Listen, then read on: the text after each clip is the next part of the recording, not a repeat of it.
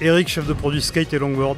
Osman, designer shoes. Geoffrey, développeur, concepteur des chaussures de skateboard. Et Willem, ingénieur produit skate et longboard. On a des nouvelles pratiques qui vont arriver à partir du mois d'août, où on a lancé un modèle pour faire du carving, un longboard et un modèle pour faire de la descente. Et surtout à des prix absolument canons.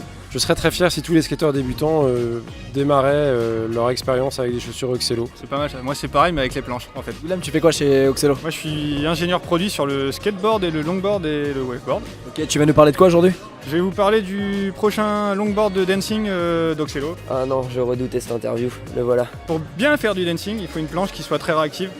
Donc ça veut dire qu'il renvoie l'énergie à fond. Et aujourd'hui quand on regarde sur le marché, pour faire ça, il n'y a pas 36 solutions, il faut mettre de la fibre, de la résine ou du carbone. Enfin, on s'est dit on va aller taper à la porte de Watzé, on va leur dire on peut faire des longboards avec Watzé qui est la marque de snow, ski de D4. Tout à fait. Et donc on a été chez eux et puis on a fait les premiers protos. Donc, le premier vraiment tout con, l'idée c'était vraiment d'éprouver la construction de ce qu'ils avaient, donc on a fait un truc tout plat. Et on a fait plusieurs tests avec des épaisseurs et ça on a fait ça chez eux. On s'est rendu compte que c'était plutôt cool pour un truc plat.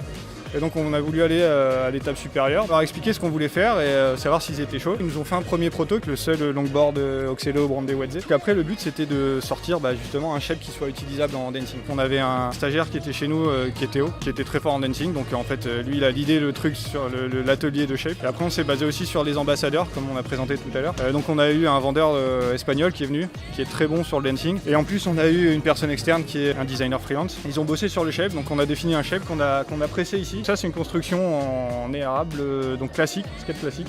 Par contre là le but c'était vraiment de valider le shape et pas du tout... Que la forme, pas forcément les matériaux. Pas la nervosité, etc. On a fait des tests avec 2 petits corps plutôt qu'un pour que ça se plie et là ça a marché. En fait l'étape d'après c'était plutôt de voir comment avoir la réactivité qu'on voulait. Par exemple sur celui-là on a mis une bande de carbone tout le long et en fait on a fait plein de protos, donc le dernier il est pas là parce qu'il est en test d'usage et donc on va faire évoluer une dernière fois la construction pour avoir une espèce de recette finale qu'on va aller filer aux fournisseurs. Et moi j'arrive derrière en fait pour décorer, donner un look, une gueule en fait à la planche. Tu peux nous montrer? Bien sûr. Donc là l'idée c'était de faire vraiment un gros placard, une grosse silu, toute faite à la main. Donc je suis parti vraiment d'un dessin qui est à la même échelle en fait, échelle 1. Parle-moi des Yamba. Donc ça c'est le Yamba 500 et donc là c'est le 900. En fait ici on est dans la salle design. En fait c'est notre salle de travail, de workshop, on fait des brainstorms. Là l'idée c'est comme une planche de tattoo flash. Voilà en fait les dessins originaux. Et donc là on est super content parce qu'au final normalement la board elle devrait répondre à nos attentes en termes d'usage, donc ça veut dire qu'on va apporter vraiment quelque chose d'intéressant à nos utilisateurs par rapport à la gamme qu'on a actuellement. Et en plus par rapport aux fournisseurs qu'on a actuellement, on va être capable de proposer un truc qui va être plus accessible en termes de prix parce que c'est leur core business. Donc ça veut dire qu'eux ils ont l'habitude de faire ce genre de produit, donc ils ont des économies de volume qui est énorme. Donc en gros on aura une board qui sera qualitative, pas trop chère et donc ça permettra de faire un premier longboard de dancing à un prix vraiment abordable pour nos utilisateurs.